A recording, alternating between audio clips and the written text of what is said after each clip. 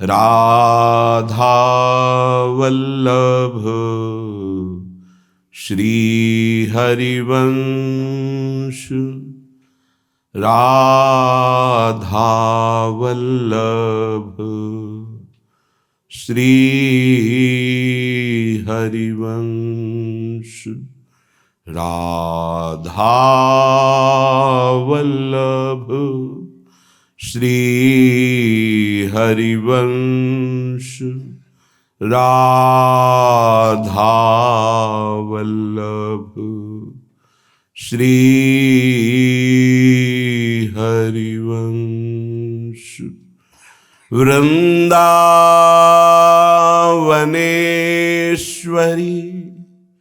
तवैव पदारविंदम प्रेमामृतैकमकरंद रसौघपूर्णम् हृद्यर्पितं मधुपते स्मरतापमुग्रं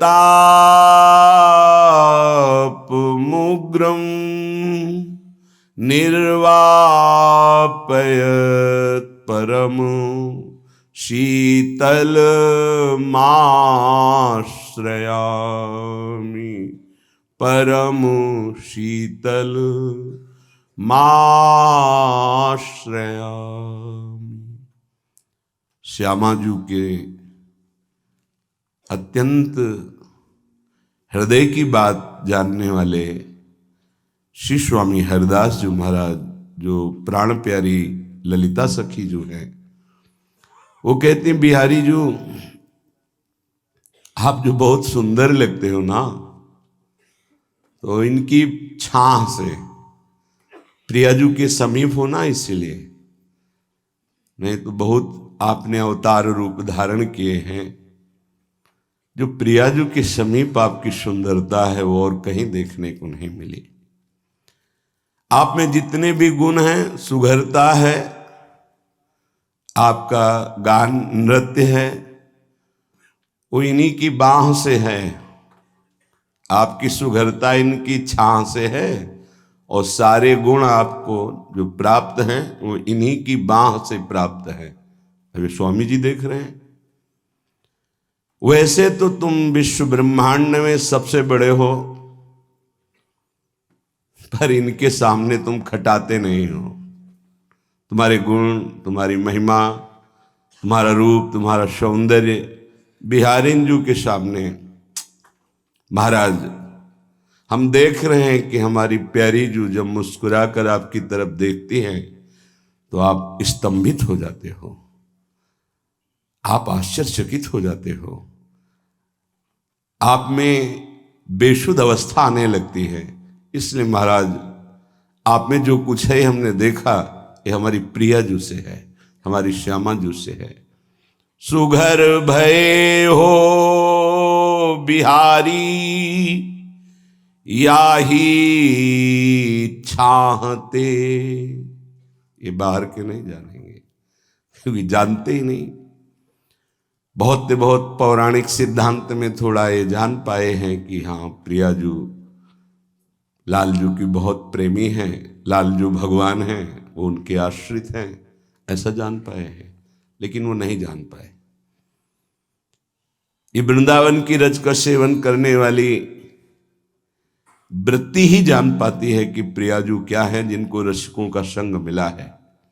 भगवत रसिक रसिक की बातें रसिक बिना को समझ सके ना, फिर ये तो रसिक शेखर हैं, प्रिया प्रीतम इनके अधीन है, ये देख रहे हैं। सुघर भय हो बिहारी याही छाहते, जे जे गटी सुघर सुर जान पन्यों की, ते ते याही बाहते। इसीलिए सहचरी भावापन्न महापुरुष को कहीं क्लास थोड़ी लगता है, प्रियाजू सब कलाओं में प्रवीण कर देती हैं। स्वयं च सकला कलाशु कुशली कृता न कदा सुरास मधुरोत्सवे किमपि वेशेत स्वामिनी। स्वामिनी के योग्य जो भाव गुण, उस स्वामिनी की कृपा दृष्टि से एक क्षण में संपूर्ण वो ज्ञाता हो जाता है। उपासक कैसे प्रिया प्रीतम को सुख पहुंचाना है, ये सिद्धि प्रियाजू से प्राप्त होती है।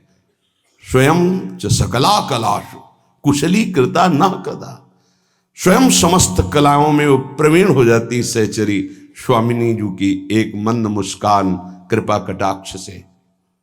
ऐसा ही समस्त रसिकों ने देखा है कि सब गुणों के आचार्य हैं लालजू, सब गुणों के। वंदे कृष्णम जगत गुरुम, चाहे नृत्य हो, गायन हो, वाद्य हो, जो भी जितने गुण अब जब समस्त वेदहीन की श्वासों से प्रकट हुए, पर 64 कला परम प्रवीण स्वामिनी जी को इनको शिक्षा देनी पड़ती निकुंज में। ऐसे महान सद्गुण, प्रेममय नृत्य, प्रेममय गान, प्रेममय जो भाव चेष्टाएं, वो चेष्टाएं लाडली जो सिखाती हैं लालजू को। बड़ा अद्भुत एकांतिक विषय है कि हुते तो अधिक बड़े सब ही ते। ऐसा नहीं कि सखिया नहीं जानती है। जैसी हरिवंश करत अपनो जस प्रगट अखिल ब्रह्मांडन, ये अखिल ब्रह्मांडाधिपति हैं, ये पता है।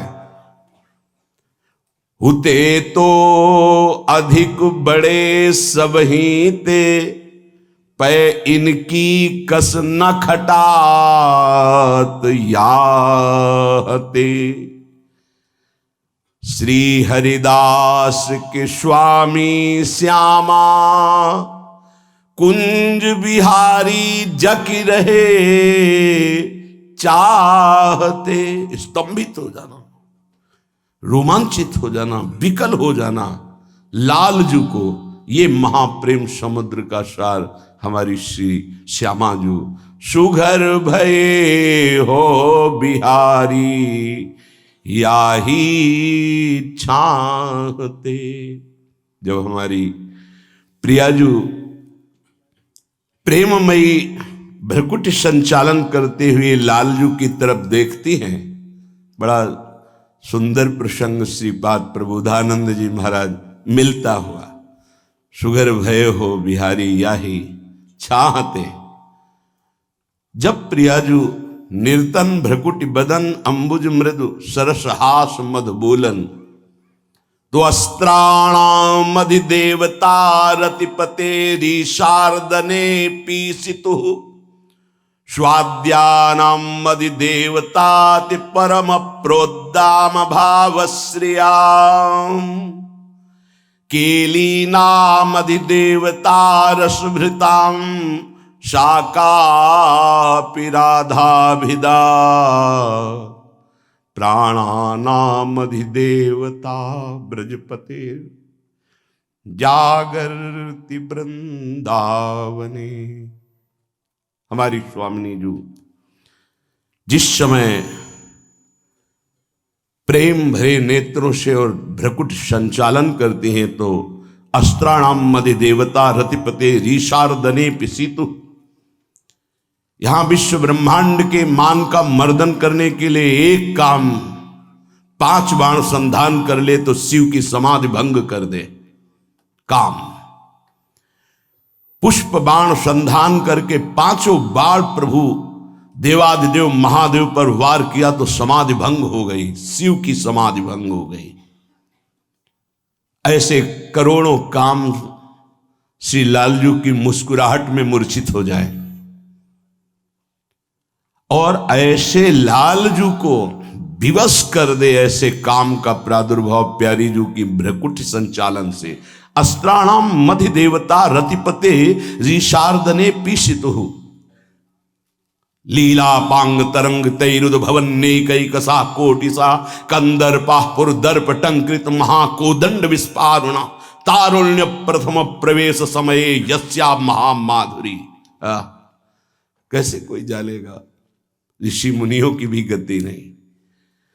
लीला पांग तरंग तैरुद्भवन नेक सा कोटिशा कंदर्पा पुरदर्प टंकृत महा को दंड विष 1 करोड़ बाण संधान करने वाले काम का प्रादुर्भाव प्यारी जी की भ्रकुटी संचालन से होता है। लीला पूर्वक जे भी भ्रकुटी संचालन करके प्रेम दृष्टि से देखती है तो करोड़ करोड़ बाणों का एक साथ संधान करने वाले प्रेम रूपी काम का प्रादुर्भाव होता है। अस्त्राणाम अधिदेवता, आज तक कोई ऐसा अस्त्र नहीं कि शिव को विचलित कर दे, शिव की समाधि भंग कर दी। इसलिए सब अस्त्रों में परम अस्त्र वेत्ता काम, और ऐसे काम को जिनकी मुस्कुराहट मूर्छित कर दे वो श्याम, और ऐसे श्याम को जो मूर्छित कर दे वो श्यामाजू की भ्रकुटी से प्रकट किया हुआ काम। काम अर्थात महाप्रेम। भ्रकुट निर्जित मदन मंद सस्मित बदन किए रस विवश घनश्याम पिय गोरी, रुचिर राजत बधु कानन किशोरी। समस्त अस्त्रों के अधिदेवता, जगदीश्वर का मर्दन करने में समर्थ, करोड़ करोड़ बाण संधान करने वाले काम का प्रादुर्भाव महारानी जी की भ्रकुटी से होता है। श्री हित महाप्रभु दिव्य प्रमोद रससार निजांग संग पीयूष वीच निचय रवि सेचयंती कंदर्प कोटि सर मूर्छित नंद सूनु संजीवनी जयति कापि निकुंज देवी।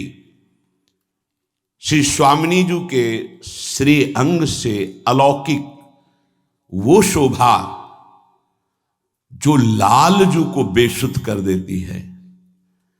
बड़े बड़े मुनियों के ध्यान में भी ये लालजू आने वाले नहीं हैं। योगींद्र दुर्गम गतिर मधुसूदनोपी, फिर लालजू महाराज जो प्यारी जू के समीप विराजमान हैं, उन लालजू का तो 2 लालजू हुए। हाँ, निकुंज से बिहारी जो महाराज ही अपने अंश से लालजू के रूप में ब्रज लीला में प्रकट होते हैं, जो नित्य बिहारी ठाकुर। पर वो नित्य बिहार निरंतर अखंड अनादि चलता रहता है। जो बिहारिणी जू के समीप विराजमान अद्भुत सौंदर्य, अपने श्री अंगों के प्रेमामृत रूपी तरंगों से श्री लालजू के नेत्रों का प्राणों का सिंचन करती रहती स्वामिनी जू। दिव्य प्रमोद रस सार निजांग संग पीयूष वीची, अमृत तरंगों से निचयी रवि से चयंती। श्री लालजू का प्राण पोषण, इसीलिए श्री जी का एक नाम है प्राण पोषणी, श्री लालजू के प्राणों का पोषण करने वाली।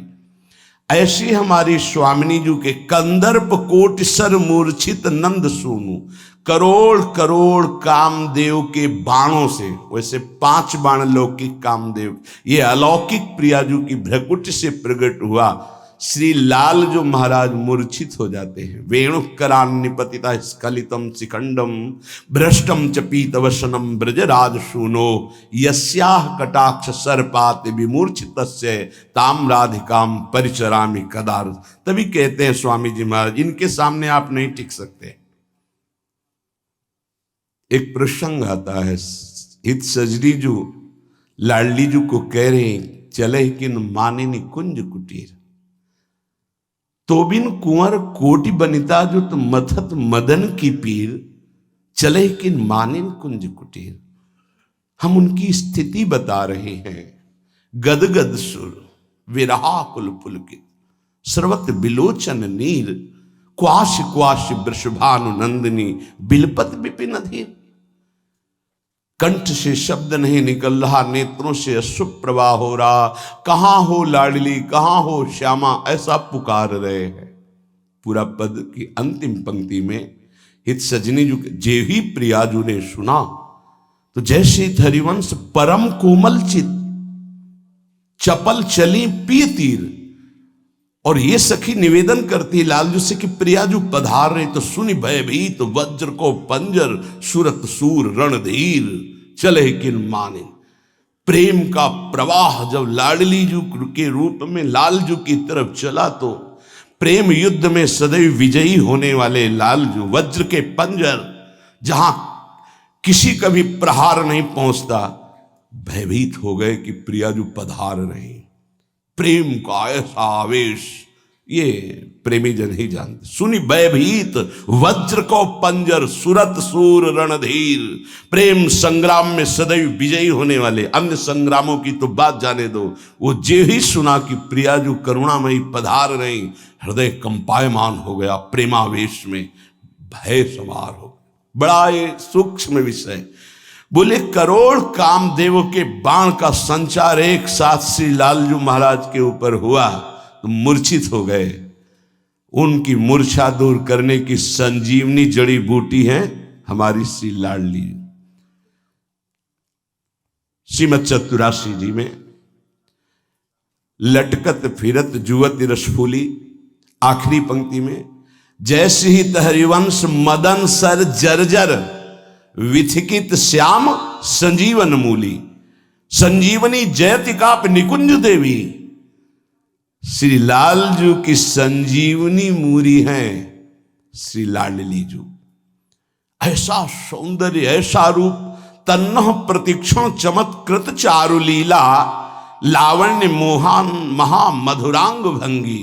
राधाननम ही मधुरांग कला निधानो। माविर भविष्यति कदा रस सिंधु सारम।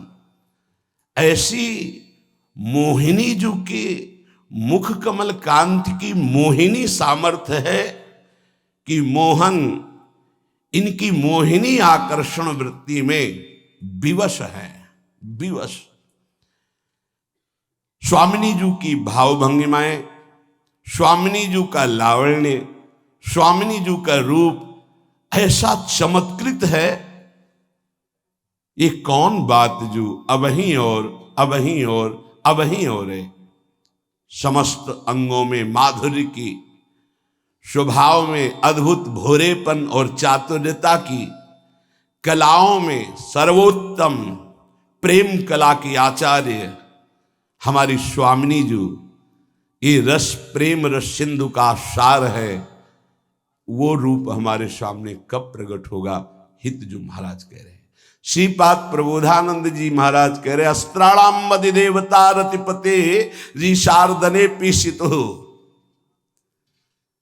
अभी ऊपर चिंतन हो रहा था जब तिलक रचना कर रहे थे कि ओहो, सखियों की सामर्थ्य को कोई नहीं जान सकता। अद्भुत सामर्थ्य सखियों की।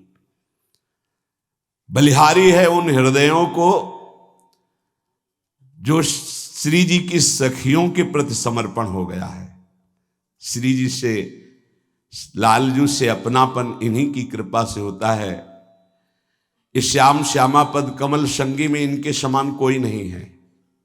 सखियां ही सर्वश्रेष्ठ श्याम श्यामा पद कमल संगी।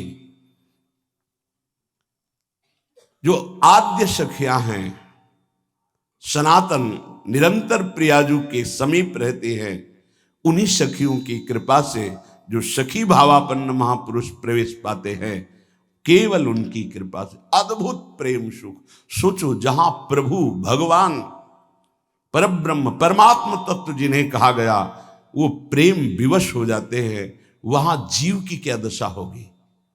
पर यही कृपा का स्वरूप है कि जीव के जीवत्व का और ईश के ईशत्व का दोनों का विस्मरण कराकर निकुंज के अद्भुत प्रेम खेत में उतार दे। उसका नाम प्रेम है, उसका नाम हित है। हमारी स्वामिनी जू जगदीश्वर का भी मर्दन करने वाले समर्थ कामदेव को प्रकट करती है अपनी भ्रकुटी से। भ्रकुटी निर्जित मदन मंद सस्मित बदन। इसीलिए सखियों की हृदय की वृत्ति को कौन जान पावे, कैसी ठसक रहती है। ए कल्याण मोक्ष परम पद, ये तो सब सोहनी लगा के बाहर कर दिया जाता है। ये धाम है वृंदावन धाम, नवनिवृत्त निकुंज। स्वाद्यानाम मदि देवताति परम प्रोद्दाम भावश्रेयाम। आस्वादन करने योग्य जितने भाव हैं, ब्रह्म भाव, शांत भाव, दास्य भाव, सख्य भाव, वात्सल्य भाव, गोपी भाव, आस्वादन करने योग्य जो भाव है, उनका सबसे श्रेष्ठ महारसमय भाव, उसके अधिदेवता अर्थात सहचरी भाव का प्रेम इन्हीं से प्रकट होता है, श्री जी से। श्री जी की इच्छा का नाम सहचरी है, श्री जी की संधिनी शक्ति का नाम सहचरी है। रसपूर्ण केली नाम अधिदेवता रसभृताम शाकापि राधाभिधा। जितने भी रस हैं उन संपूर्ण रस विलासों का समूह एकत्रित किया जाए तो वृंदावन रस सिंधु के सामने वो एक किनका होगा। वो अनिर्वचनीय रस सिंधु प्रदान करने वाली, अनिर्वचनीय रस भाव प्रदान करने वाली, जगदीश्वर के भी हृदय में क्षोभ पैदा करके उनको भी मूर्छित करने की सामर्थ्य रखने वाली कोई राधा नाम की एक महाप्रेम देवी विराजमान है, जो प्राणानाम अधिदेवता, जो समस्त प्राणों के अधिष्ठात्र देवता हैं कृष्ण, सबका आकर्षण करते हैं, सबकी प्राण शक्ति बने हुए ब्रजपतेर जागृति वृंदावने, उनको जो चेतना प्रदान करती हैं, उनके जो प्राणों की अधिदेवता हैं, उनका नाम राधा है। ऐसे नहीं कहते राधा राधा रटो, बड़े भाग्य हैं जो बात पर विश्वास हो जाए। भ्रूभंगया कोटि कोटि सृजति रतिपतेर वाग विलास सुधाराम। जिसकी भ्रूभंग मात्र से करोड़ करोड़ बाणों का संधान करने वाले काम का प्रादुर्भाव होता है। निकुंज में सोहनी लगाते हैं ये काम, जो करोड़ बाण संधान करते हैं। भ्रूभंगया एक जगह हो तो एक जगह, जिन जिन सखियों ने देखा वो वर्णन कर रही। इसीलिए यहां वेद का प्रवेश नहीं, वेद रसिकन की वाणी, बिना रसिक महापुरुषों की वाणी के निकुंज रस को नहीं समझ सकते। भ्रूभंगया कोटि कोटि सृजति रतिपतेर वाग विलास सुधानाम। कोटिरा विस्करोति स्मित वदन रुचा चंद्र कोटि व्यरणति। पंकैकांग छटाभि प्रणय रस महाम्भोधि कोटि प्रसूते। सा वृंदारण्य एव प्रिय सह विहरति स्वामिनी मम राधिका। हे स्वामिनी मम राधिका, वो मेरी स्वामिनी है। हम जिनकी बात कर रहे हैं, किनकी?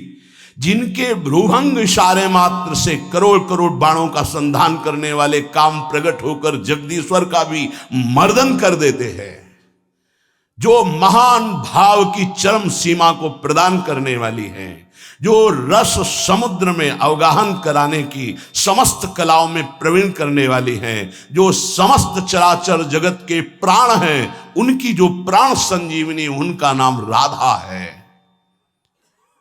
ऐसी स्वामिनी जी जो चातुर्यता की मूर्ति हैं, कोटि कोटि प्रेमामृत का आविष्कार करके सहचरी और लालजू को पान कराती रहती है।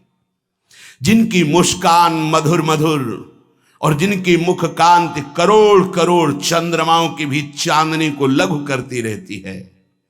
जिनके प्रत्येक अंग का लावण्य रूप सौंदर्य छटा कोटि कोटि महाप्रेम रस के महासिंधुओं को व्यक्त करती रहती है, उनका नाम है राधा, और वो मेरी स्वामिनी है, मम स्वामिनी। उपासक ये बात ध्यान रख ले कि ये जो कृपा हुई है, ये सर्वोपरि कृपा हुई है। तुम्हें अपने मार्ग से इधर उधर ताकने की जरूरत नहीं है। इस मार्ग में कृपा प्रधान है। हम अनाधिकारियों पर पहले ही कृपा हुई है। हमारे कोई सद्गुण, कोई निकुंज उपासना, कोई राधा प्रेम किंचित मात्र नहीं था, तब हम पे कृपा हुई है। अब तो अपने चरण शरण में, अब तो अपने घर में, अब तो अपनी प्रेम पंक्ति में हमें बैठाल दिया गया है। अब हमें चिंता नहीं करनी, अब हमें चिंतन करना है। हमारे हृदय में ये विश्वास हो जाना चाहिए कि मुझ अनाधिकारी के किसी भी साधन को देखकर नहीं घसीटा गया है।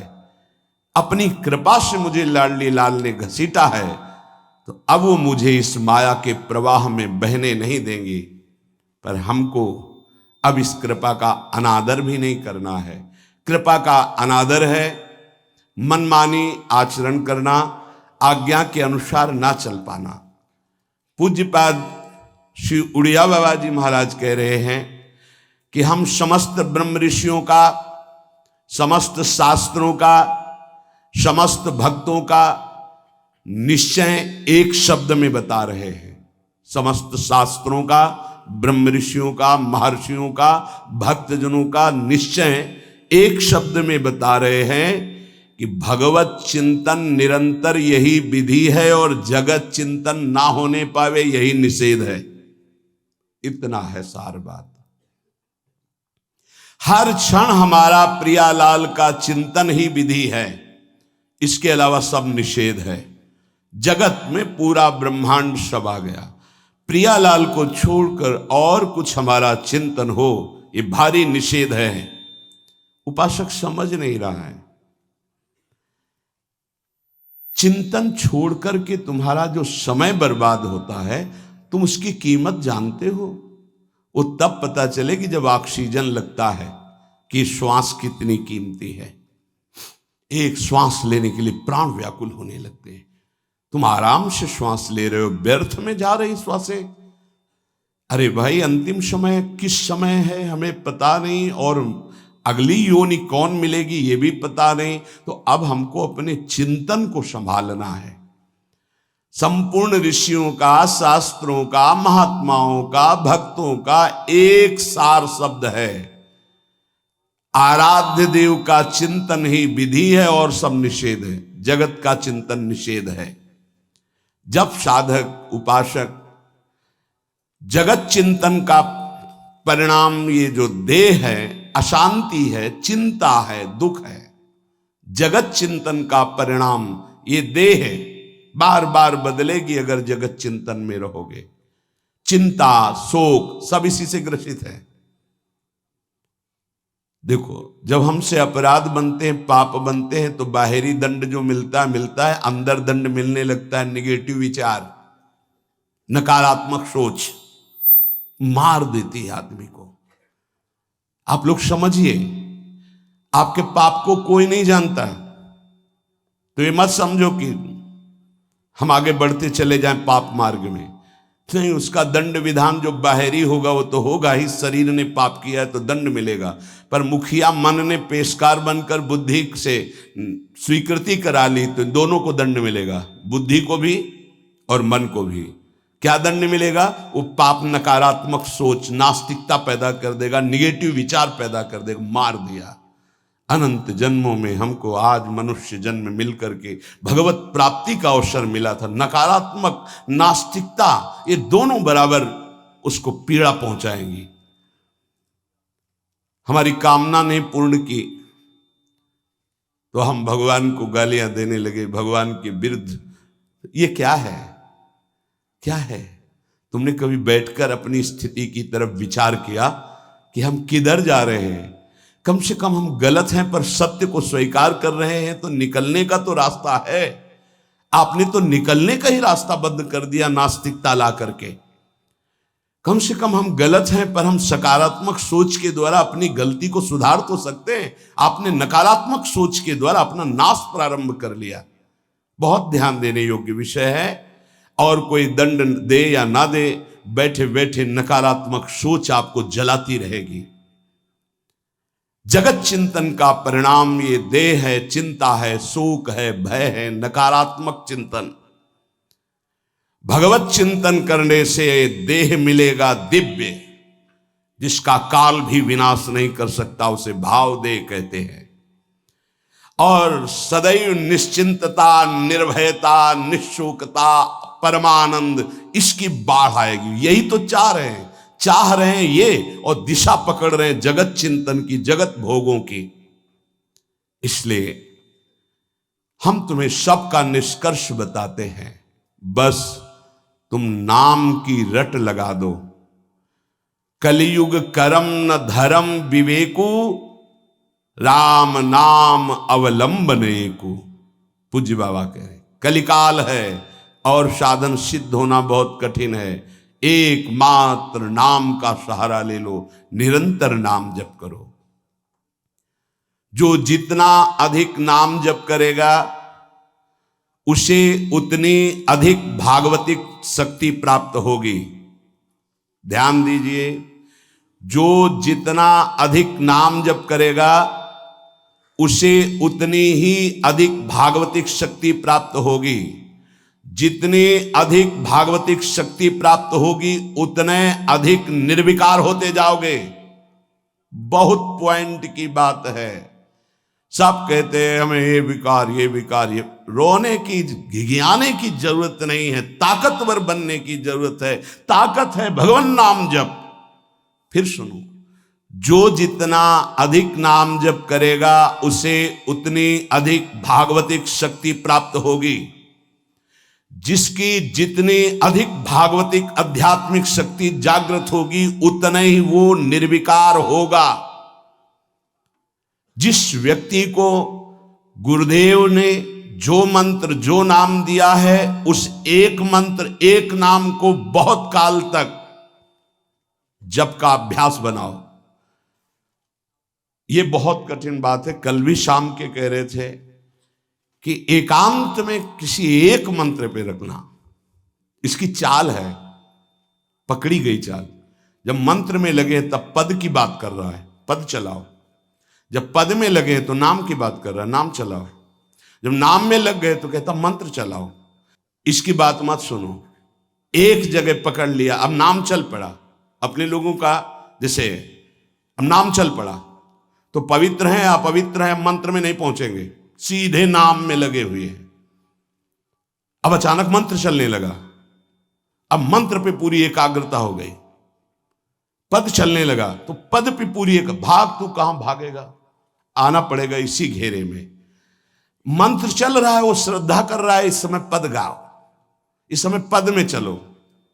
बार बार विक्षेप बिल्कुल नहीं सुनना, बार बार मंत्र।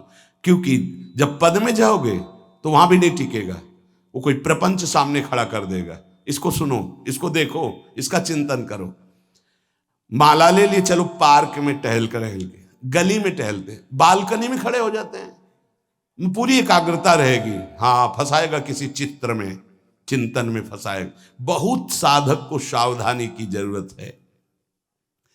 जिस उपासक को जो मंत्र जो नाम मिला है, एक नाम एक मंत्र बहुत समय तक उसे चलाने का अभ्यास कीजिए। ये बहुत छलिया है मन। ये तो मंत्र तो इतना जप ही लिए हो ना, अब राधा नाम जपते हैं। हाँ, बात तो सही तुम्हारी, तो चलो राधा राधा राधा राधा राधा शुरू किया, अब वो और जगह ले जाएगा। इसका मतलब इसकी सलाह सत से सत, पहले सत से सत और फिर सत से असत में ले जाएगी। इसका मतलब जहां हमें लग गए वहां हमें लगना चाहिए, इसकी सलाह नहीं माननी चाहिए। ये बहुत सलाहें देता है, सलाह देना इसकी स्वभाव प्रवृत्ति, संकल्प विकल्प, इसी को रोकना है। उपासक पकड़ पाओ तो बहुत लाभ प्राप्त होगा। सब इस समय हमें ये नहीं देखना कि मानसिक से कितना लाभ है, उपांशु से कितना, ये सब बातें मत देखो। अरे वाचिक से 10 गुना उपांशु, उपांशु से 100 गुना मानसिक, ये गुना उना हमें नहीं चाहिए। इस समय हमें भगवदाकार वृत्ति करनी है। हमें कोई लाभ हो हानि हो, गुना से मतलब नहीं है। वहां जपने से इतना लाभ, वहां जपने, हमारा केवल लक्ष्य है प्रभु का स्मरण। पकड़ो बात। अब वो अगर मानसिक नहीं हो रहा तो उपांशु आते हैं, उपांशु नहीं हो रहा तो हम वाचिक आते हैं, वाचिक नहीं हो तो हम कीर्तन करते हैं। छोड़ेंगे नहीं तुम्हें, बख्शेंगे नहीं। अनन्य चेता सततम, हमें सतत अनन्य चित्त को अपने आराध्य देव में जोड़ना है। जिस उपासक में भोगों की त्याग वृत्ति अधिक है वो बहुत जल्दी सिद्ध होता है। पकड़ो, जो पुरुषार्थ तो करता है पर साथ में भोगों को भी भोगता है, उसकी आसक्ति भजन में नहीं हो पाती, वो आगे नहीं बढ़ पाएगा जब तक वो अपनी वृत्ति को सुधारेगा नहीं।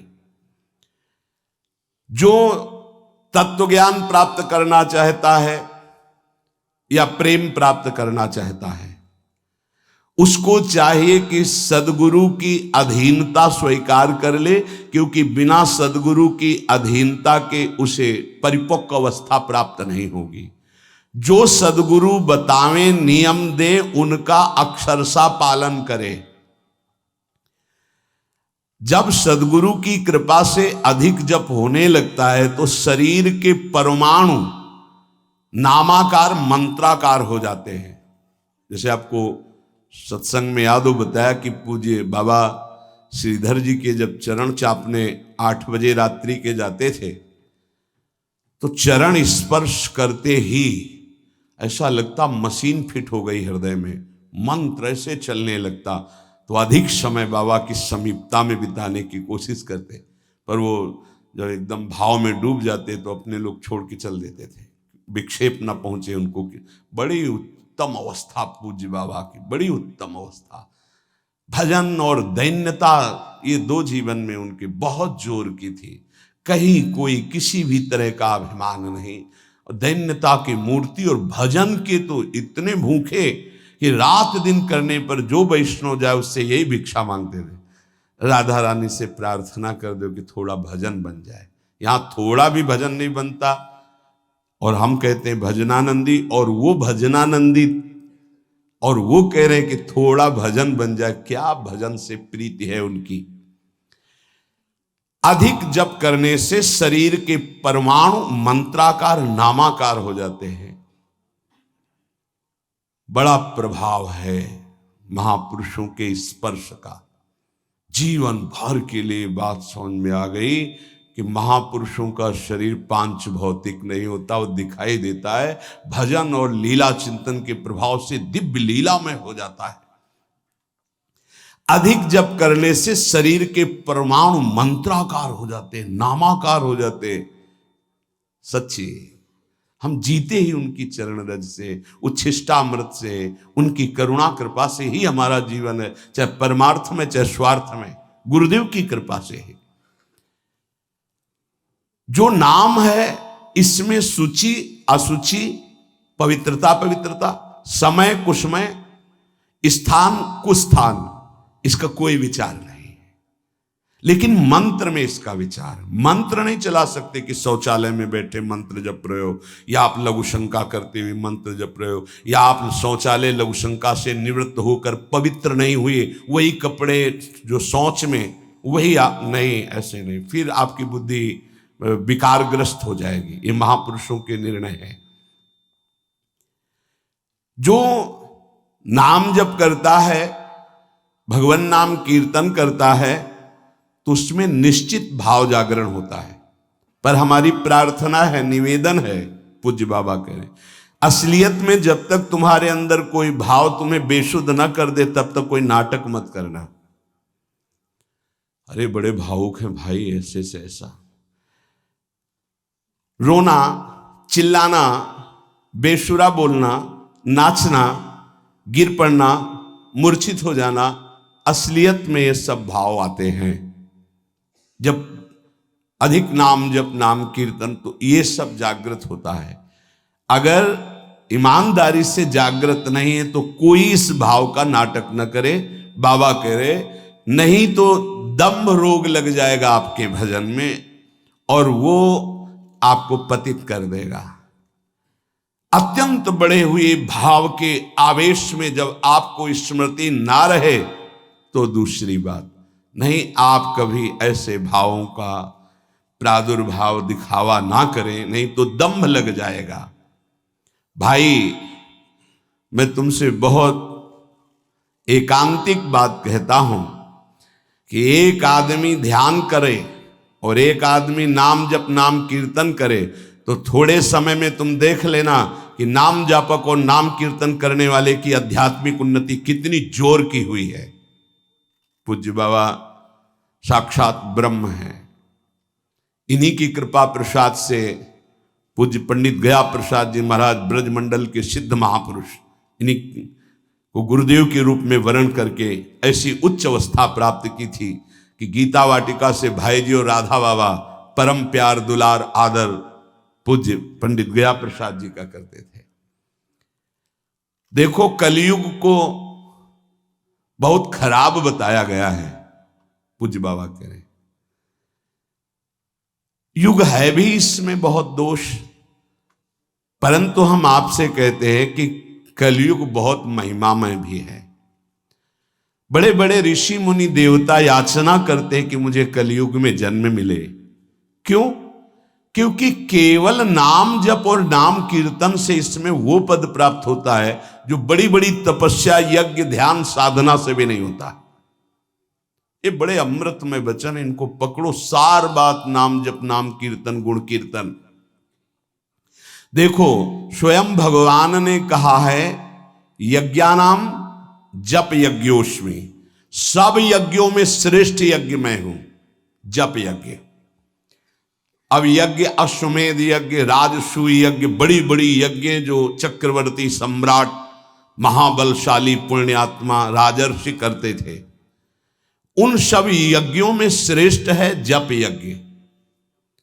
देखो, इस जप यज्ञ में ना तो शुद्ध घी की आवश्यकता है, इस जप यज्ञ में ना तो मंत्रवेत्ता ब्रह्म ऋषि की आवश्यकता है। यज्ञ में बड़ी जानकारी, बड़ी व्यवस्थाएं सुव्यवस्थित करने पर ही फल मिलता था। जैसे यज्ञ करता, कोई अंग भंग नहीं होना चाहिए, किसी भी अंग में किसी भी तरह की कोई कमी नहीं होनी चाहिए।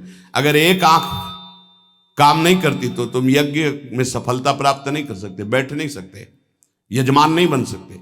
कोई भी रोग, कुष्ठी रोग, विधुर, अविवाहित, कई तरह की शर्तें, फिर मंत्रवेत्ता ब्रह्म ऋषि का मिलना, फिर यज्ञ की सामग्री, फिर सम्यक रूप से निर्विघ्न यज्ञ हो जाए तब उसका फल, और वो भी स्वर्ग आदि अन्य लोग। सब यज्ञों में श्रेष्ठ ये जप यज्ञ है। इसे बालक भी कर सकता है, बूढ़ा भी कर सकता है, स्त्री भी कर सकता, कोई भी कर सकता है, बिना पढ़े लिखे कोई भी हो। राधा राधा जपने के लिए कौन सी विद्या पढ़ने का, ये पराविद्या है, ये आ गई तो सब विद्याएं जागृत हो जाएंगी। जो ब्रह्म विद्या, तत्व ज्ञान या प्रेम का रहस्य, ये सब जागृत हो, ये पराविद्या है राधा नाम। सबका अधिकार है नाम जप में। मैं अपना अनुभव कहता हूं, पूज्य पादुड़िया बाबा जी का अनुभव, केवल नाम जप और जितेंद्रियता से सब कुछ प्राप्त हो जाएगा। पूज्य भाई जी का मैं अपना प्रथम और अंतिम अनुभव कहता हूं कि एक नाम जप का तुम नियम लो, निर्वाह करेंगे भगवान, और तुम्हें निश्चित भगवत प्राप्ति होगी। भाई जी का अनुभव।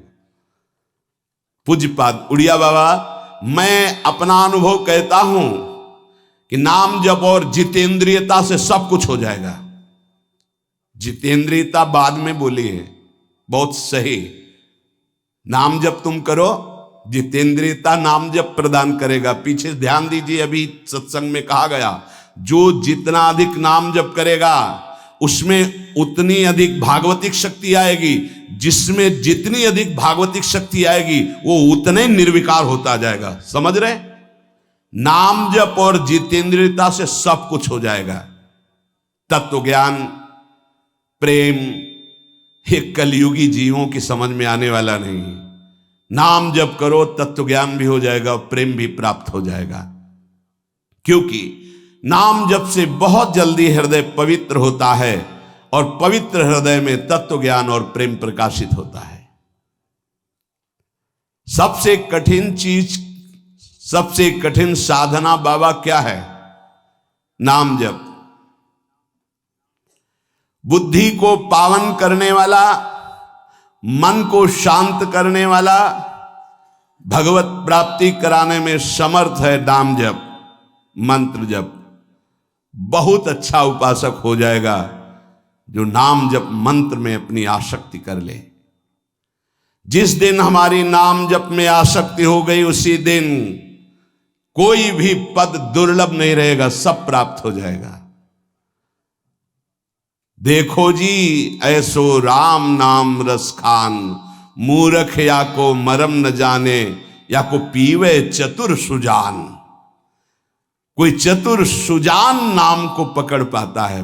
पायो नाम चारु चिंतामणि, उर करते न खसई हो, अब लो नसानी, अब ना नसई हो। चारु चिंतामणि, जो भगवान नाम कीर्तन में मस्त रहते हैं, नाम जप में मस्त रहते हैं। मेरी दृष्टि में वे ही सर्वोत्तम साधक हैं। इसी से ज्ञान, वैराग्य, भक्ति सब प्राप्त हो जाएगी।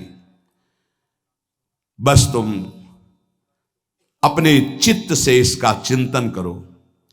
एक नियम ले लो, सोने से जागने तक, जागने से सोने तक, जीवन से मरण तक हम केवल नाम की ही आराधना करेंगे। बस देहनाश पर्यंत तत्परता पूर्वक बिना फल देखे कि क्या फल मिल रहा है, तुम निश्चिंत होकर केवल नाम का अभ्यास करो। तुम्हें पुरुषार्थ और करने की जरूरत, सब कुछ प्राप्त हो जाएगा। अब जैसे कोई कह दे कि तुम्हें कोई और कर्म करने की जरूरत नहीं, यहां ध्यान दीजिए, यहां आंतरिक साधना की बात हो रही है। भाई तुम गृहस्थ हो, व्यापार करो, किसानी करो, नाम चलाओ, एक एक फावड़े में नाम चलाओ। ग्राहक से बात कर रहे हैं, भगवान का स्वरूप मानकर बात की, इसके बाद खाली समय में नाम जप कर रहे हैं। विद्यार्थी हैं, अपने स्कूल का कार्य किया, शेष समय जितना जो हम समय बर्बाद करते हैं उसमें नाम जप कर लिया, महान बुद्धिमान हो जाएगा वो। बोले हम विद्यार्थी हैं, हमारे पास समय नहीं। भाई तुम विद्या अध्ययन 24 घंटे करते हो, 8 घंटे हमने तुम्हें नींद के दे दिए, 8 घंटे। और अगर आप 2 घंटे जो इधर खेल कूद में, उद्दंडता में, उनको नाम जप में लगा दो, एक महान पुरुष बन जाओगे। तुम्हारी उत्तम आकांक्षा भगवत प्राप्ति की जागृत ना हो जाए तो बताना। जिसकी बुद्धि पवित्र है वो जिधर लगाए उसमें प्रवीण हो जाता है। नाम जप के लिए सब, हम गृहस्थ हैं, हमारे पास समय, हम विद्यार्थी, हम व्यापारी। भाई ये कितने दिन रहेगा व्यापार, कितने दिन रहेगी ये विद्या, कितने दिन रहेगा तुम्हारा ये धन वैभव ऐश्वर्य। अंतिम में ये नाश का खेल यहां अवश्य होता है।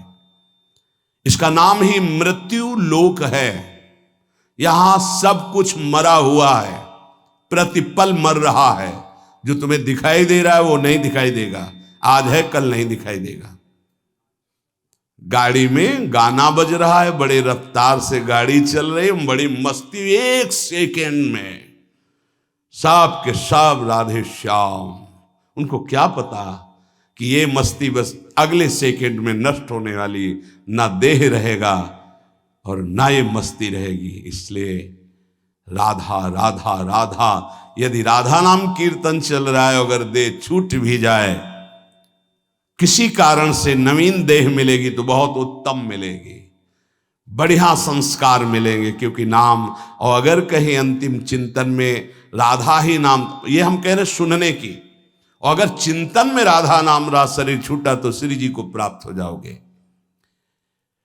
जिनको नाम चिंतन में आनंद आने लगा, उनको किसी और साधना में मन को हटाकर लगाने की जरूरत नहीं है।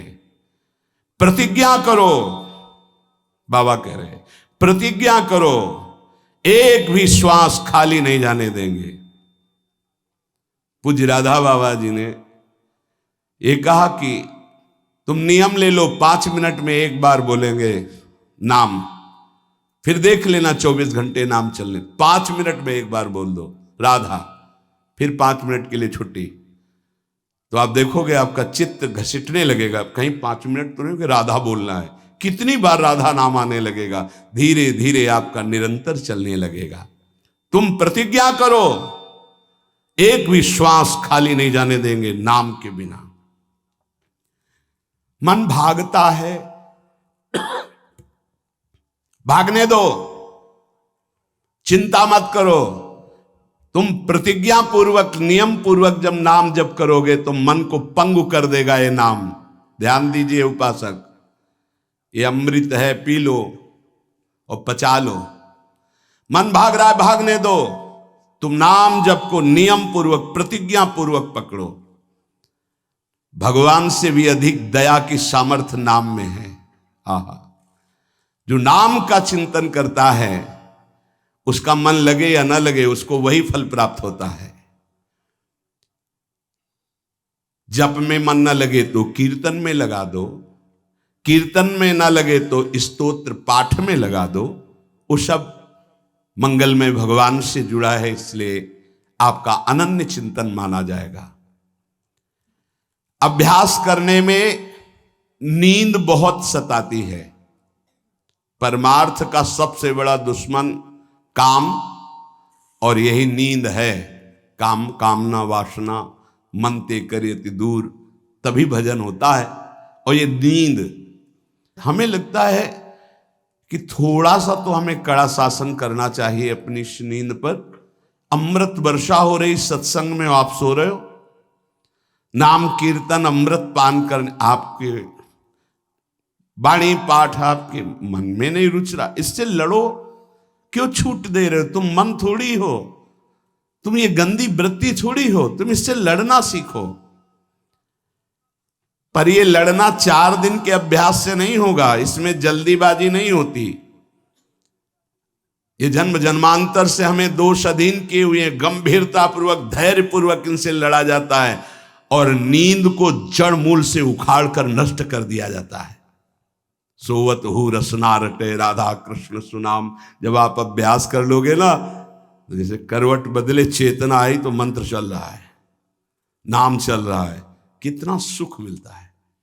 जैसे करवट बदली, थोड़ा सा नींद आई, करवट बदली, नाम चल रहा है, मंत्र, इसका मतलब चल रहा था। धड़कन, हम जैसे सो गए तो धड़कन तो चल रही ना, ऐसे ही नाम चलता है। जागृत स्वप्न सुषुप्ति स्फुरत में राधा पदाब्ज छटा। अभ्यास, नित्य नाम जप का हिसाब रखें कि आज कितना कम हुआ है, आज कितना अधिक हुआ है, उसका हिसाब मन के द्वारा। कितनी देर हम नाम में टिके, कितनी देर हम विषय में चिंतन में। भजन हठ पूर्वक करना चाहिए, इसके लिए हठी स्वभाव होना, जिद्दी स्वभाव। हमें जहां डर लगा है हम वहां जरूर खड़े हुए हैं। जहां हमें रोका गया है कि यहां भूत प्रेत वास करते हैं, जरूर हम वहां लेटे हैं, जरूर बैठे हैं, देखेंगे भगवान हमारे संग, हम देखेंगे, नहीं डरेंगे। अगर हम ऐसे डरेंगे तो जो डरवा देगा हम डर जाएंगे। बचपन से स्वभाव अकेला रहना और जिद्दी स्वभाव रहना, बार बार अपने मन को इस भ्रम को हटाना है।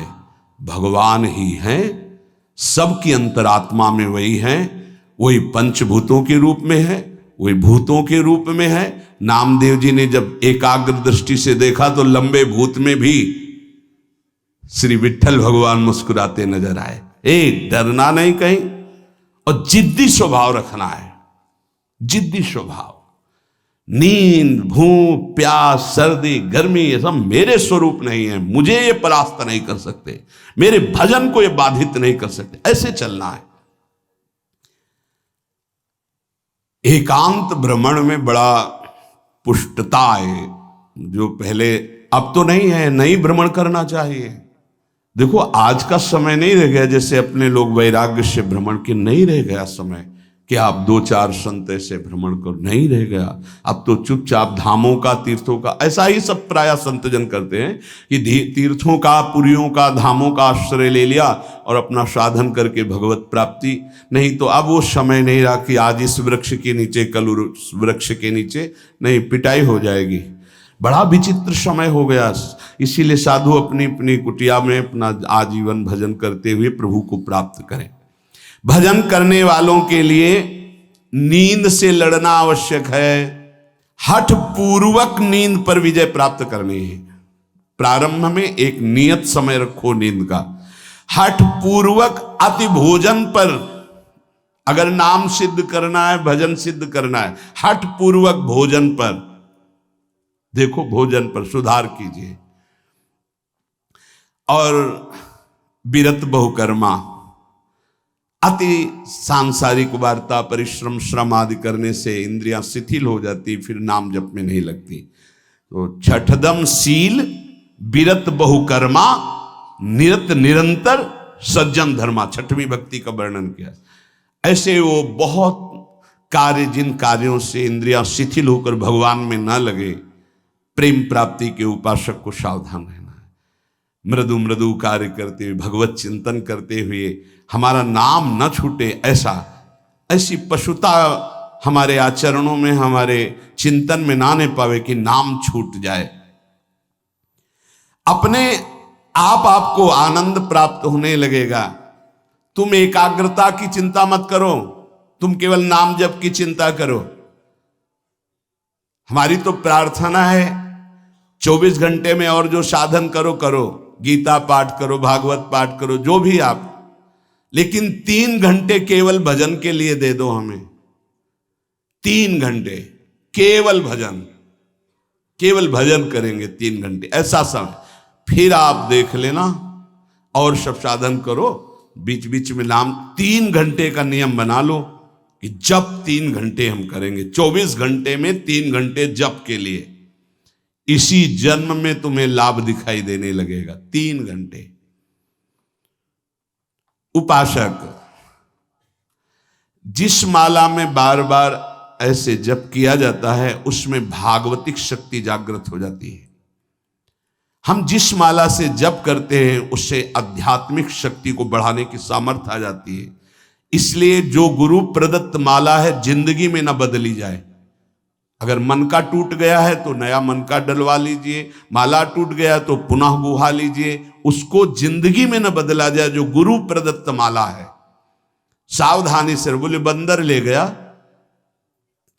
भाई अगर हमको बंदर ले जाएगा तो माला ले जाएगा? नहीं, माला ऐसे नहीं ले जाएगा, क्योंकि माला हमारी छाती से लगा है। हमने आपको बताया माला को बहुत संभाल के। माला हमारी भगवत स्वरूप है, गुरु प्रदत्त है, हमारा जीवन है, उसको कैसे संभाल कर रखेंगे? अगर आपके जेब में 1 करोड़ रुपया हो तो कैसे संभालोगे? बार बार हाथ वहीं रहेगा कि कहीं गिर ना जाए, कहीं चला ना जाए। आप ऐसे थोड़ी रख देंगे बेग। ऐसे माला पर आपकी मातृ बुद्धि कैसे बंदर ले गया? कैसे माला छूट गई? कैसे? किसी किसी की माला पड़ी दिखाई देती तब लगता कैसा उपासक है, माला जमीन में छोड़ करके चला गया, उसको ज्ञान नहीं। कैसा उपासक कैसा है? माला कैसे छूट गई? तुम्हारे कदम कैसे आगे बढ़ गए? आपने चेक नहीं किया कि आपकी माला कहाँ है। इतना होश नहीं है। या तो अवधूत स्थिति को प्राप्त हो या तो बिल्कुल प्रमाद स्थिति को प्राप्त हो। अवधूत तो बनना बड़ी कठिन बात है। हाँ, नाटक भले कर ले। माला को भगवत स्वरूप गुरु प्रदत्त, जैसे गुरु प्रदत्त वाणी है ना, जो हमें गुरु जी ने दी थी, सिंहासन में विराजमान है, प्राण से भी अधिक प्रिय। जहां हमारा जीवन धन पादुका जी विराजमान, गुरु वही वाणी विराजमान है। वाणी जी, माला जी, जब कभी तो नहीं तो विराजमान है वो माला, वो वाणी, गुरु प्रदत्त जो हमें जीवन धन प्राप्त हुआ, वो कभी किसी को छूने का भी अधिकार नहीं। जब तक हम छू सकते तब तक वो सेवा हमारी। माला भगवत स्वरूप है। माला जीवन में नहीं बदलनी चाहिए, जो गुरु प्रदत्त माला है। कीर्तन एकाग्रता पूर्वक, तन्मयता पूर्वक किया जाए तो भगवान को आकर्षण करने की शक्ति कीर्तन में है। मिलकर यदि कीर्तन किया जाए, तुमुल ध्वनि हो जोर से, तो उस कीर्तन में जगत मंगल करने की सामर्थ्य प्रकट हो जाती है। बड़े सात्विक भावों का आविर्भाव होता है। कीर्तन के द्वारा बहुत जल्दी परमार्थ का लाभ मिलता है और प्रभु का साक्षात्कार भी होता है। भगवान और भगवान के नाम में कोई भेद नहीं है। जोई नाम सेई कृष्ण भज निष्ठा करी, नामेर सहित आछे आपन श्री हरि। हरि कृपा करी तो नाम का रूप धारण करके आपकी जिह्वा में आ गए। जोई नाम सेई कृष्ण भज निष्ठा करी, नामेर सहित आछे आपन श्री हरि। स्वयं श्री हरि नाम रूप धारण कर हमारी जिह्वा में आ गए। जब तक पाप रहेगा तब तक नाम में प्रेम और सुख नहीं प्राप्त होगा। इसलिए खूब नाम जप करते रहो और सहते रहो, जैसी आपकी हृदय की स्थिति हो, विचलित मत हो। नाम जप का ऐसा प्रभाव देखा है कि पास बैठे व्यक्ति में जबरदस्ती नाम जप शुरू हो जाए, ऐसा नाम जप का प्रभाव। साधक नाम जापक है तो जो उसके सानिध्य में आएगा जबरदस्ती जप प्रारंभ हो जाएगा। जैसा बताया पूज्यपाद बाबा के जब चरण तो चापते तो मशीन जैसे मंत्र चलने लगता। जब जप किए बिना ना रहा जाए तब समझना चाहिए कि जप में हमारी रुचि हो रही। जब खाना पीना कोई भी कार्य जप में परेशानी पैदा करे तो रोक दे। कवल रुक गया, नाम चल रहा है, फिर शुरू किया। इसीलिए कहा है कि मौन। खाना पीना हर क्रिया नाम जप के सहित, उसे कहते जप निष्ठ उपासक। जप निष्ठा ही सबसे बड़ी निष्ठा है। अन्य साधनों में तो देखा गया है मन का रंजन हो जाता है, मन अपनी खुराक ले लेता है अन्य साधन, लेकिन नाम जप में मनोरंजन नहीं होता। मन का विषय, मन का जलना होता है। और नाम जपने वाला साधक निवृत्ति मार्ग का अंदर से पथिक हो ही जाएगा। नाम जपने वाला साधक भगवत प्राप्ति कर ही लेगा। नाम जप सबसे मुख्य है पर सबसे कठिन है नाम जप निरंतर करना। हम तो ये कहते हैं कि और सब कुछ करने में सरलता है, पर नाम जप करने में बहुत कठिन। बाबा कह रहे हैं नाम जप में यदि प्रेम हो गया तो तुम्हारी सब सार्थक हो जाएगी सेवा, जो भी आपकी गृहस्थी विरक्ति जो भी। नाम और शरीर से सेवा, ये दोनों बड़े सूक्ष्म विषय है। शरीर से हर कर्म भगवत सेवा और नाम जप। अर्जुन जी ने श्री भगवान से प्रश्न किया कि मैं चाहता नहीं हूं कि पाप हो, फिर भी ना चाहने पर यह पाप कौन करवा देता है? मानो ये हमारा सबका प्रश्न है। अथ केन प्रयुक्तोयम पापम चरति पुरुषः अनिच्छन्नपि वार्ष्णेयो बलादिव नियोजितः। कल चर्चा हुई थी, जो हमारा स्वधर्म है उसका हमें पालन करना चाहिए। परधर्म भयावह, दूसरे के धर्म को स्वीकार करना मानो भय को स्वीकार करना है। किसी भी प्रलोभन से, बिल्कुल साधारण धर्म, लोकवत धर्म, असाधारण धर्म, अध्यात्म स्वरूप भगवत प्राप्ति। साधारण धर्म में भी अपने धर्म का परिवर्तन नहीं करना चाहिए। जो हमारी भगवान ने धर्म व्यवस्था की है, जहां हमारा जन्म कर्म जो भी विधान रचा है, हम उसके अनुसार भगवत प्राप्ति करेंगे। जो वर्णाश्रम के अनुसार व्यवस्था, उसके अनुसार हम चलेंगे। ये साधारण व्याख्या है। असाधारण व्याख्या है, कल चर्चा हुई थी, हम प्रभु के अंश हैं। हमारा स्व चैतन्य घन अविनाशी निर्विकार पर शरीर, स्वधर्म भगवत प्राप्ति, परधर्म भोग प्राप्ति। योग होना स्वधर्म है और भोगी होना परधर्म है। इसी से पता चल जाएगा कि हम स्वधर्म में हैं कि परधर्म में। ध्यान दीजिएगा, भगवत योग होना स्वधर्म है और भोगों में रत रहना ये परधर्म है। निर्लिप्त रहना भोगों से स्वधर्म है, भोगों में लिप्त होना परधर्म है। सबकी सेवा करना, कुछ ना चाहना स्वधर्म है, और सबसे सुख चाहना ये परधर्म है। भगवत प्रेम होना स्वधर्म है, शरीर प्रेम, शरीर संबंधी रिश्ते नातों में प्रेम होना परधर्म है। निष्काम होना स्वधर्म है, सकाम होना परधर्म है। निर्मम होना स्वधर्म है, ममता युक्त संसार में बर्ताव करना परधर्म है। अनासक्त होना स्वधर्म है, आसक्त होकर भोगों में, शरीरों में, रुपया में, नाना प्रकार की सामग्री में परधर्म है। तात्पर्य प्रकृति के संबंध को स्वीकार करके जो कुछ हो रहा है वो सब परधर्म है, परमात्मा के संबंध को स्वीकार करके जो कुछ है वो स्वधर्म है। क्या सुंदर स्वधर्म की व्याख्या है।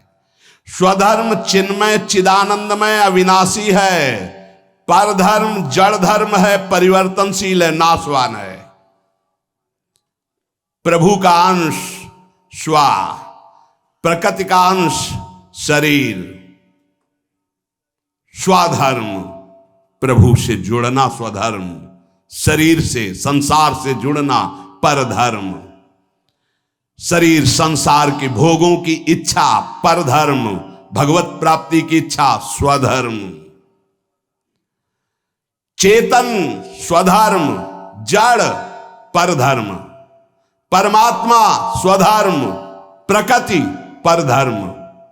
बहुत सुंदर, इससे सुंदर व्याख्या स्वधर्म और परधर्म की मिलना कठिन है। परिवर्तनशील परधर्म, एक रस स्वधर्म। दो प्रकार की इच्छाएं होती हैं, एक भगवान की प्राप्ति की इच्छा, एक संसार की प्राप्ति की इच्छा। भगवान की प्राप्ति की इच्छा स्वधर्म है, इच्छा करना चाहिए। संसार की प्राप्ति की इच्छा परधर्म है, भयावह है, भय प्रदान करेगी, दुख प्रदान करेगी। कहीं कुधर्म को, अधर्म को, परधर्म को स्वधर्म मत मान लेना। दूसरे का अनिष्ट भाव, कूटनीति आप अपने धर्म में इसे कुधर्म बना रहे हैं, ये स्वधर्म नहीं हो सकता। हमारे यहां देवता देवियों की पशु की बलि चढ़ा रहे कि हमारे इष्ट कुल से चला आ रहा है, और प्रसाद में बोले ये स्वधर्म नहीं, ये अधर्म है। स्पष्ट यज्ञ में आराध्य देव के सामने प्रसन्नता, संकल्प पूर्ति में जो पशुओं की बलि है, कैसा भाव है इसमें? तो कोई बड़ी बहादुरी है? बोले भले पशुओं को लाके काट दिया और कि इससे अंबा प्रसन्न हो जाएंगी। अरे मां है वो, उसकी भी मां है। जगदम्बा शब्द किसे सार्थक होगा?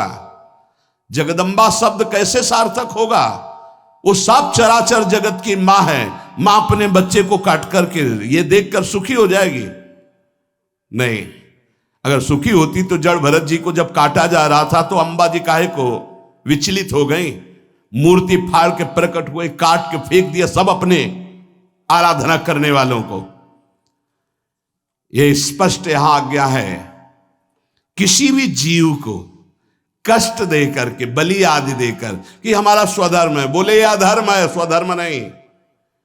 दूसरे का अनिष्ट भाव, कूटनीति, दुख देना, नाना प्रकार के जाल में फंसाकर दूसरे को दुख देना, बोले ये कुधर्म है। मनमानी आचरण, शास्त्र विरुद्ध आचरण अधर्म है। और अपने लिए जो निषिद्ध निषेध करता है शास्त्र, दूसरे वर्ण आश्रम, दूसरे धर्म मार्ग का नहीं, ये परधर्म है। कुधर्म, अधर्म, परधर्म का त्याग करके स्वधर्म में चले तो उसका परम कल्याण हो जाता है। तो अर्जुन ने कहा महाराज इच्छा नहीं है कि हम पाप करें, पर हमसे पाप हो जाता है। ये अर्जुन जी का प्रश्न नहीं, ये तो भगवान कृपा करके अर्जुन जी के हृदय से प्रश्न करवा रहे हमारे लिए। जैसे कई लोग प्रश्न करना तो नहीं चाहता पर पाप हो जाता है, पाप करते हैं। चाहते नहीं पर पुनः पता नहीं, ऐसा लगता है कि कोई हमारे ऊपर सवार हो गया और हमसे करवा लिया। अथ केन प्रयुक्तोयम पापम चरिति पुरुषः अनिच्छन्नपि वार्षणे बलादिव नियोजिता। हे वार्षणे, ना चाहता हुआ ये मनुष्य जबरदस्ती जैसे कोई पाप करा लेता है। ये कौन है जो पाप आचरण करा लेता है? बहुत समझने का विषय है। जो थोड़ा विचारवान पुरुष है, पाप से डरना चाहिए। ये बहुत कष्टप्रद होता है। वो पाप नहीं करना चाहते, अनिच्छिन्न। उनकी इच्छा नहीं कि हमसे कोई ऐसा पाप बने, पर पाप कर्म कर बैठते। ये है कौन जो पाप करा देता है? इच्छा तो नहीं है ना। लोग कहते हैं मेरी इच्छा नहीं थी, फिर पाप कैसे हो गया? तो हम मानते हैं कि आप विचारशील हैं, पाप नहीं करना चाहते, पर भीतर जो पाप कराने की इच्छा है उसको तुमने देखा? क्या है पाप? भोग भोग करके सुखी होने की इच्छा। भोग भोग करके सुखी होने की इच्छा, इसको तुमने नहीं देखा? यही पाप कराती है। भोगों में सुख है, ये जो तुम्हारे अंदर बैठा हुआ यही पाप करा रहा है। नहीं, दुख वाला भला आचरण करके दिखाओ कि इसका परिणाम जो है वर्तमान में भी दुखद और भविष्य में भी दुखद, आप बिल्कुल कदम नहीं रखेंगे। आपकी सुख बुद्धि होती है। अभी हम छीना झपटी करके चोरी कर ली चैन की, मोबाइल की, 10-20 हजार मिल जाएंगे, उससे अच्छा भोग होगा। चोरी, हिंसा, व्यभिचार, जुआ, जो भी निषिद्ध कार्य होते हैं, अंदर से सुख की लालसा होती है। अनिच्छिन्न केवल उसका ये कहने का है कि वैसे मेरी पाप करने की तो इच्छा नहीं थी, लेकिन भोग सुख की इच्छा ही पाप का मूल है। बलाद्यु नियोजित। अर्जुन जी कह रहे हैं फिर ये बलात् मुझसे कौन पाप करवा लेता है? मेरी इच्छा तो पाप करने की नहीं। ये संसार में सुख है, भोगों में सुख है, अंदर जिसके ये बैठा है वो पाप किए बिना रह नहीं सकता। जैसे दुर्योधन भगवान को कह रहा है कि जानामि धर्मम न च मे प्रवृत्तिर, जानाम्य धर्मम न च मे निवृत्ति, केनापि देवेन हृदय स्थितेन यथा नियुक्तोस्मि तथा करोमि। केशव, मैं धर्म को जानता हूं पर उसमें मेरी प्रवृत्ति नहीं है। मैं अधर्म को भी जानता हूं पर उससे मेरी निवृत्ति नहीं है। ऐसा लगता है कोई देवता मेरे हृदय में बैठकर करवा रहा है, क्योंकि मैं धर्म जानता हूं। वो देवता है सांसारिक सुख भोग की प्रबल इच्छा, और कोई देवता नहीं। दुर्योधन ने जिसे देवता कहा यही काम है, यही भोग इच्छा है। मनुष्य विचार पूर्वक जब तक इस भोग इच्छा का त्याग नहीं करेगा तो वो नहीं चाहता कि पाप हो, पर उससे बलात् पाप होंगे भोग इच्छा से। इस भोग में सुख है। केन प्रयुक्तोयम पापम चरति अनिच्छ। कौन है जो इच्छा ना होने पर भी जबरदस्ती पाप करा रहा है? श्री भगवान कह रहे काम एष क्रोध एष रजो गुण समुद्भव महासनो महापाप्मा विद्धेनमिहि वैरिणम। अर्जुन, ये रजोगुण से उत्पन्न हुआ काम, यही पाप का मुख्य कारण है। भोगों में सुख है, काम। अब देखो आज की हमारी समाज की धारा किधर बहती जा रही। ये जो बच्चे परस्पर मित्रता, boyfriend girlfriend, live in relation, ये जो आज के नई पीढ़ी में ये रोग लग गया है और इसे स्वीकृति भी है, नाश की तरफ हमारी समाज की वृत्ति जा रही। जहां संयम, जितेंद्रियता, ब्रह्मचर्य, परम पवित्र शरीर, फिर पाणि ग्रहण और आदि आदि आदि, वहां कोई धर्म शास्त्र का भय नहीं, कोई गुरुजनों का भय नहीं, कोई भगवान का भय नहीं। शास्त्र हमारा प्रधान कानून है। वेद, पुराण, पौराणिक, ब्रह्म ऋषि, ये हमारे परम कल्याण के लिए जो सूत्र बोले हैं, ये अगर हम वैदिक सिद्धांत, शास्त्र सिद्धांत, गुरुजनों की वाणी की वृत्तियों को नहीं पहचानेंगे, नहीं सुनेंगे, नहीं समझेंगे, तो हमारी वृत्तियां हमारा नाश कर देंगी। कौन है जो ये पाप करा रहा है? तो भगवान कह रहे हैं रजोगुण से उत्पन्न हुआ ये काम, ये काम ही पाप का मुख्य कारण है। और यही क्रोध रूप में परिणित हो जाता है। बहुत खाने वाला महापापी, ये बैरी बहुत ही नाश करता है। इस विषय में सबसे बड़ा दुश्मन ये काम है।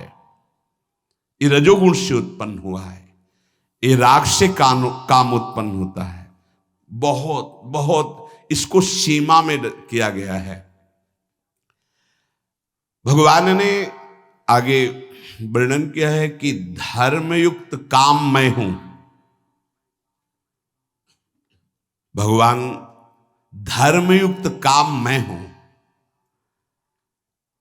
पाणिग्रहण संस्कार करके घर गृहस्थी में संतानोत्पत्ति के लिए जो चेष्टा है, काम चेष्टा, वो धर्म में बांधकर निर्विकार होने के लिए, उसे बेविचारी बनाने के लिए नहीं है कि एक सीमा में बंद करके एक ऐसे शास्त्रीय पद्धति के अनुसार चलने से निष्कामता आ जाए। किसी धर्मपूर्वक एक को स्वीकार करके जब तो घृणा हो जाएगी। आप देख लेना, ये जब से मोबाइल आया और इसके दूषण वृत्तियों को स्वीकार किए तो हमारी नई पीढ़ी बहुत हानि को प्राप्त हो गई। जो नए सिद्धांत अन्य जनों के आए, अन्य प्रांतों के देशों के, वो बहुत हानिकारक हो गए। ये भारत है, ये धर्म देश है। शांति प्राप्त करने के लिए विदेशी जन भी हमारे धर्म गुरुओं की शरण होते हैं, हमारे देश के सिद्धांत, धार्मिक सिद्धांत को स्वीकार करते हैं। देख लीजिए, धोती, चोटी, माला वो धारण करते हैं और उनका उतरेल हम धारण करते हैं। फटे यहां से पैंट, जांग दिख रहे, अरे सिल लो भाई। बोले नहीं, वो बड़े आदमी का फैशन है। अरे वाह भाई, गांव में तो अगर कहीं फट जाता था तो कहते तुम्हारा कपड़ा फटा, सिल लो भाई। तो चलो गरीब आदमी वो सिल लेता था। आज बड़े आदमी होके फाड़ के घूमते हैं नहीं। यहाँ से एक दो बार तो हमने भी पूछा, तो फिर इन लोगों ने बताया टोकना नहीं। क्यों? बोले ये फैशन है। तो हमें लगा कि अच्छा, हम तो कहने वाले थे भैया तुम्हें पता है तुम्हारा पैंट फट गया है। अरे शरीर ढकने के लिए वस्त्र है, वस्त्रों का प्रयोग। यहां फटा, यहां फट, जितना फटा उतना बड़ा आदमी। तब तो हमें लगता है कि ये तो बहुत मतलब विचित्र कोटि की बुद्धि है। कपड़े पहने जाते हैं तन ढकने के लिए, फट गए तो सिल लिए जाते हैं। बोले जितना फटा उतना महंगा। भाई बुद्धि भ्रष्ट है। फिर तो आप जाके बाजार में फटा कपड़ा लाते हो और पहनते हो। अब नवीन बोले विदेशी, मतलब तो हमें लगता है कि हमें अपने भारत देश का जो धर्म है वो शांति प्रदान करता है। क्योंकि शांति लेने के लिए आप काशी में जाइए, आपको लाखों विदेशी जन मिलेंगे जो धर्म गुरुओं के चरणों में बैठ करके हमारे मोक्ष सिद्धांत को, यह सिद्धांत कहीं नहीं मिलेगा आपको। जीवन मुक्तता, परमहंस अवधूत मोक्ष पदवी या भगवत प्रेम, ये आपको यहीं मिलेगा। नहीं, नर्क स्वर्ग की बात है, इसके आगे तक की कहीं बात नहीं है। अगर मोक्ष पदवी, जीवन मुक्तता, तो ये यहां की बात है। ये काम बचपन से जहां थोड़ी चेतना जागृत हुई तो ये राक्षस सवार हो जाता है बुद्धि में। अब भय धर्मशास्त्रों का, गुरुजनों का, समाज का, तो इस राक्षसी प्रवृत्ति को शासन में रखा जाता था। अब वो भय नहीं रह गया। हम कहते अगर मित्रता करो तो आजीवन निर्वाह कर ले जाओ। उस मित्रता को चलो भाई, भगवान जैसा युग धर्म के अनुसार तो कम से कम एक का जीवन स्वीकार किया तो आजीवन उसी को स्वीकार करे रहो। ये कामेश, क्रोधेश, रजोगुण समुद्भवा, रजोगुण से उद्भव प्रकट होने वाला ये राग, ये काम ही महान पापी है जो क्रोध रूप में परिवर्तित होकर के नाना प्रकार के हिंसा द्वेष प्रकट कर देता है। ये काम क्रोध में परिणित होता है। ये काम महापापी, कभी ना अघाने वाला। इस विषय में तुम इसको महान दुश्मन जानो। ये कभी तृप्त नहीं हो सकता, चाहे सैकड़ों शरीरों को भोग लो, चाहे लाखों शरीरों को भोग लो, ये पाप के सिवा कुछ नहीं करवा सकता। ये केवल वासना बढ़ती रहती है। वासना अब की बार, शायद अब की बार, इस अवस्था में नहीं, इस शरीर में, इस शरीर में नहीं, इस भागता घूमता है। अनंत काल हो गए हमको भटकते भटकते। इसको समझना है। हमारे अंदर जो भोगों में सुख बुद्धि बैठी है, हम चाहते हैं बाहर से कि पाप न हो, पर अंदर से चाहते हैं कि सुख है, इसलिए हम भ्रष्ट हो जाते हैं, इसलिए हम नाना प्रकार के पाप कर बैठते हैं, इसलिए ना चाहते हुए भी हमसे हिंसा पाप आदि दोष होते हैं। इस विषय पर विचार करें। कोई भी पाप करने वाला भगवत मार्ग का चिंतन अनुसरण करने की सामर्थ्य खो देता है। यदि सत्संग मिले तो पुनः हिम्मत बनती है, हम आगे बढ़ते। तो सत्संग मिला, हिम्मत बनाओ, अवलो नशानी अवना नसइयो, जो हुआ सो हुआ, आगे से सावधान होकर हम इस पर विजय प्राप्त करने आए। देखो, जैसे कोई हार गया तो घृणा बुद्धि से नहीं देखना चाहिए। साधक है, युद्ध है, उसको प्रोत्साहन देना चाहिए, ना कि निराश करना चाहिए। आप सब साधक हैं, आप सब भगवत मार्ग के पथिक हैं। अगर कभी चूक हो जाती है, कोई फिसल रहा है, तो हमें दौड़कर उसे उठाना है, ना कि ताली बजा के हंसना है। ये बहुत बड़ा शत्रु है। किसी को कभी भी चूक हो जाने पर फिसल सकता है, हमको रोकना है, हाथ पकड़ना है, गले से लगाना है, दुलार करना है, उसको आगे बढ़ाना है, ना कि ऐसा। एक बार किसी महापुरुष के समीप किसी का ऐसा, तो उन्होंने कहा आज के बाद उसका आसन हमारे पास लगेगा। तो उन्होंने कहा स्वामी जी ये तो बड़ी निंदा की बात होगी कि ऐसा ऐसा ऐसा। उन्होंने कहा नहीं, वो निंदा हम सहेंगे, लेकिन इसको अब हम टूटने नहीं देंगे। वो रो पड़ा साधक और कहने लगा स्वामी जी ऐसा प्यार तो हमें जीवन में कहीं नहीं मिला। बोले इससे भी अधिक मिलेगा। जहां दंड मिलना चाहिए वहां जब प्यार, तो वो साधक इतना अच्छा तपस्वी और जितेंद्री बना कि कुछ काल में जब हम ब्रह्मावर्त बिठूर में थे, तब वो जब मिले, वो अपनी घटना बताई। तो महापुरुषों के चरणों की जय हो। जो अगर उसी समय वो उसको कह देते जाओ मैं त्यागता हूं, तो साधक टूट जाता, बिखर जाता, क्योंकि अब उसको लगता अब क्या सब गया। लेकिन जब महापुरुष संभाल लिए और उन्होंने कहा, तो फिर उसको लगा कि मैं नीच तो हूं, पर जब गुरुदेव ने संभाल लिया तो अब ऐसा उत्तम महात्मा। और वो गंगा जी की सीढ़ी पर बैठ के जब बता रहे थे, तभी लगा कि महापुरुषों में कितनी सामर्थ्य होती है, कितना दुलार होता है। इसलिए आपस में एक दूसरे को फिसलने से बचाना है। कोई फिसल रहा है तो मजबूत हाथ से हाथ मिलाना है और उसे घसीट के निकालना है। एक भी टोली में कोई बिखर न पावे, एक भी हमारे कोई टोली का दूसरा पक्ष ले न जा पावे। काम क्रोध लोभ मोह मद मत्सर, आप बहुत सामर्थ्यशाली हो, आप उसकी रक्षा करना, आप उसके भावों को सजाना, आगे बढ़ाना। प्रभु एक बार जो आपका शरणागत हो गया, सुनते हैं कि उसका नाश नहीं होता, नामे भक्ता प्रणश्यति। इतना भी सुना है कि अगर झूठा खेले तो साचा होए। झूठे से कोई कह दे कि हे कृष्ण मैं आपका, तो आप सच्ची मान लेते हो, इतने करुणामय हो। प्रभु आप संभालना। हम जीवन में ये ध्यान रखें कि वास्तविक कोई भी साधक या कोई भी परमार्थ का पथिक पाप नहीं करना चाहता, पर अंदर एक इच्छा है जो पाप कराती है, जिसका नाम है भोग वासना, काम वासना। भगवान उसको कह रहे ये नित्य बैरी है, जल्दी मरने वाला नहीं है। इसलिए हम जब स्वयं बलवान नहीं होते तो बल का आश्रय लेते। मेरे बल सी वृंदावन रानी, हमने महारानी जी का आश्रय लिया है, गुरुदेव का आश्रय लिया है। हमारी चूक, हमारी गलतियां वो क्षमा करेंगे, हमें आगे बढ़ाएंगे। हम खूब नाम जप करें, कभी निरुत्साहित ना हो। हर स्थिति में हम भगवत प्राप्ति कर सकते हैं। आखिरी श्वास तक हम लड़ेंगे इन विकारों से, और प्रियालाल हमारा लड़ना देख करके वो राजी हो जाएंगे, हमें प्राप्त हो जाएंगे। पक्का विश्वास करो, विश्वास करो। यद्यपि भक्त अनन्य जो विषय इंद्रियन बस होए, कर्मठ कोटि जितेंद्रियन तेषम लहै न कोई। यद्यपि वो विषयी है, पर उसने श्यामाजू का अनन्य आश्रय ले लिया। उसकी समानता करोड़ों जितेंद्री, करोड़ों कर्मकांडी संयमी नहीं कर सकते। इसलिए हम बाजी जीत गए। नागरी दास ये जन्म जितायो, बलिहारी बलिहारी। शेष चर्चा आगे। श्री राधा वल्लभ लाल।